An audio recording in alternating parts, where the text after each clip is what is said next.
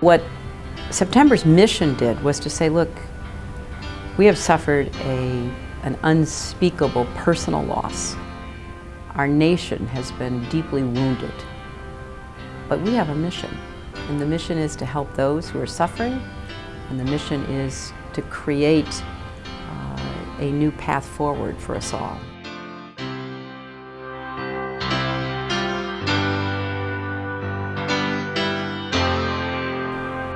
On 9/11/2001, I actually was in Riverdale in the Bronx. I was married to Michael. So the phone rings a little before 9 and he says, everything's okay, everything's fine, because I was like wondering why he's calling me. And I said, okay. And he said, well, put on the TV. And then the last thing he said was, people are jumping out the window, I have to go. It was the first time in my life I was ever frozen in my space of thought where I couldn't even think straight, because I see this plane coming and I'm like, no, I'm not really watching this, you know, because it was like a moment in time. And when it hit the building, I was just like frozen, and I tried to call his number, couldn't even dial the phone, and when I finally did, it was busy. You know, I think when we realized that now he's a missing person, I just kind of realized, you know, there was this weird feeling like, I don't think he's gonna come home. I don't think he made it. And it was probably like 2 weeks or a little under 2 weeks into it that I wasn't eating, I wasn't sleeping, I wasn't functioning. I just remember lying down for a minute, and I woke up with this sense of like a script came down and said, you're gonna go on a mission. And then I got up out of the bed, I went into the living room with my family and friends who were in there, who now think I'm nuts, and I said, I'm going on a mission. And they were like, what are you talking about? I said, no, you don't understand. I am going on a mission, and as so long as I walk the planet, they're not building over dead people. And from that day forward, the mission was happening. And the media, and you know, I never called anyone. They found us the missing posters, pictures, being on the paper. I mean, when the media was there the day after. So the next thing you know, the message was they're not going to build over dead people, and that took off. As quick as I said it, it happened, and people came out of every which way to help me to make this mission a reality. And it's time that we show the world that we're going to do this right, and we have future generations who are going to look up to us and say thank you. What Monica Iken did was really take control. You know, they took their grief and they were going to turn it into something positive.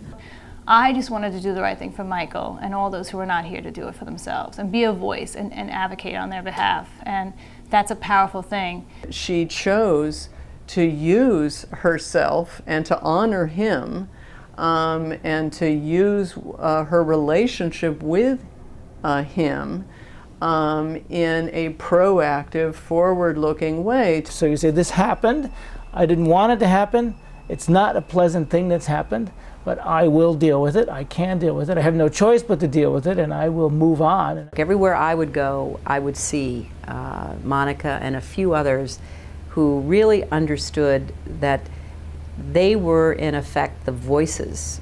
They were the representatives of so many who, frankly, lost the energy to go out into the world. So Monica had the idea of creating a living memorial that would be an online place that families could upload their loved ones' information or children's artwork or letters or anything they wanted to.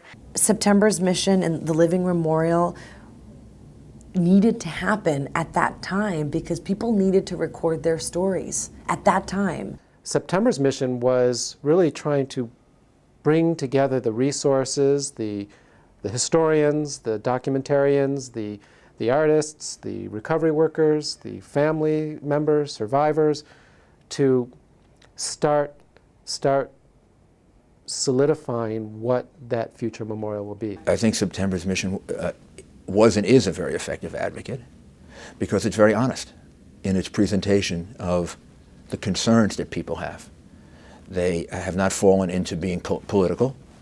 They're not a politically partisan organization trying to support one political figure over another, one political view over another. They are asserting what the family members they can contact and the family members they are involved with, they can assert the things they want and need. And they've always done it in a very respectful but powerful way. September's mission, I think, always kept their eye and forced everyone else to keep their eye on what was essential. And that was to never forget the human, personal side of the tragedy of September 11th. Monica's great strength is that she's very tough, and yet she has a personality where it comes across in a nice way, and that's what I think has always made her so effective. So I thank God every day for blessing me with this wonderful team that I had, because without my team, I wouldn't be who I am. Monica decided that the healing process involved, really required public action. That's not for everybody, but it leaves such a strong legacy for others. When you go through this museum, I want people to understand that this is not, this is inspiration. This is a place of hope and reflection, really taking something and whatever is in your life that happens, if it's, whatever kind of tragedy, that so many of us have experienced in our lives, you could take that and make something powerful out of it. So there's always something they can do to feel empowered by the horrific events that took place, and what can we do in our lives to do something good for the world in which we live in and for future generations.